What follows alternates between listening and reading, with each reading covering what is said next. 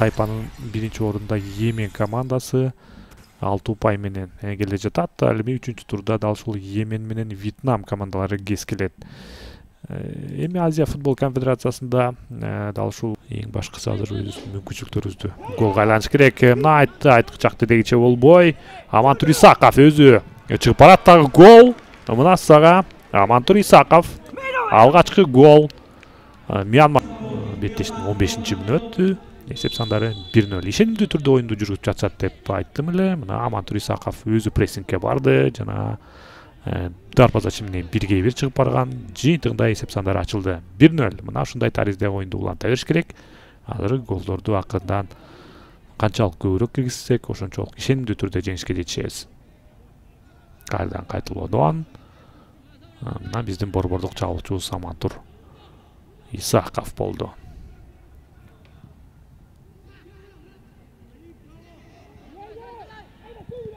Дагы да болсо топту өзү алып барууда. Эми гана оң капталга пас Кайрат Канатов айпанчанын ичинен соккузатабы Кайрат Канатов дегиче болбой азыр соккузата албай калып берилген топ. Бул жерден 4-3 чабуул оң капталга пас Кайрат Канатов айпанчасына кирип барыш керек. Канатов топту сол бутуна алды жана өзү сок. Амантур Исаков өзүң бул жерде бир оюнчуну жазгырды, экинчисин 3 дегиче болбой сокку.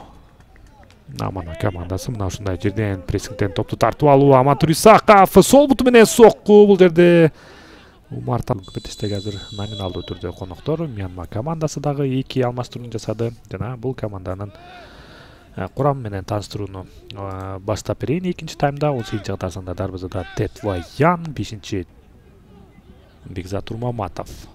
Оң капталга пас, бул жерде Иннанхе Кайрат Канатовда бар болчу. Бул жерде Иннанхеден сокку жана коргоочуларыбыз эми гана топту тартып алды. Ой-ой-ой. Бул жерде кайрадан Оройгатага жол берип койду жана узатылган сокку. Иннанхе Нурстан Алишеров азыр айпанчанын ичине топ сурайт. Иннанхе Алишеров сокку жана дарбазачыдан кайрадан сейф. Нурсултан оюн таласына кошула элек. Мьянма командасы чабуулда алыскы бурчтан.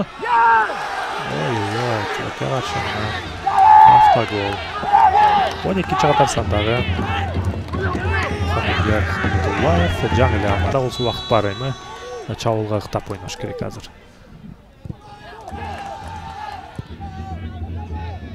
Кайрадан кайтылуудон